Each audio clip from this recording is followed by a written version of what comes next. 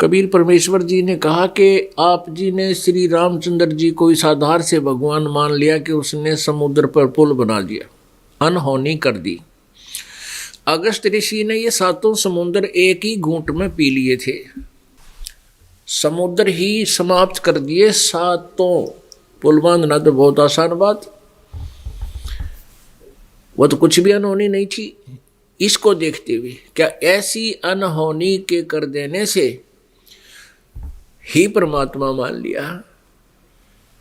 आप जी के इतिहास में रामायण में आता है कि श्री रामचंद्र जी सेना सहित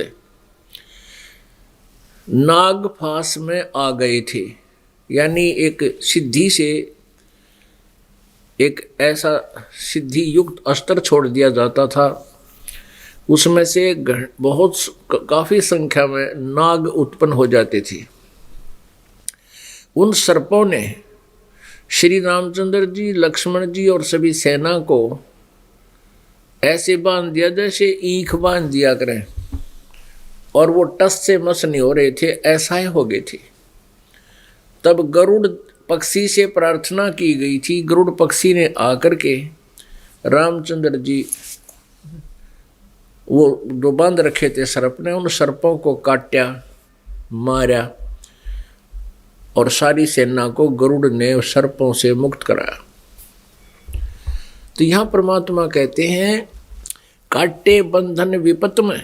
श्री रामचंद्र जी पर जो आपत्ति आई उस समय बंधन किसने काटे? उनके गरुड़ ने।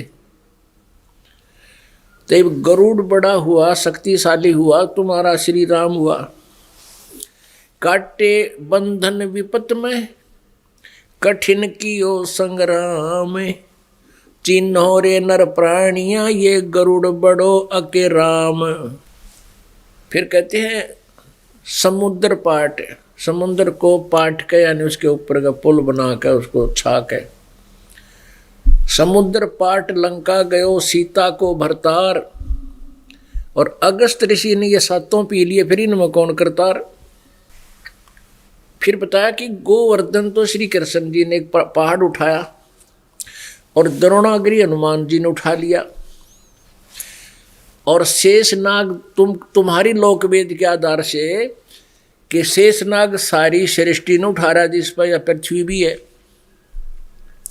तो इनमें कौन शक्तिशाली हुआ?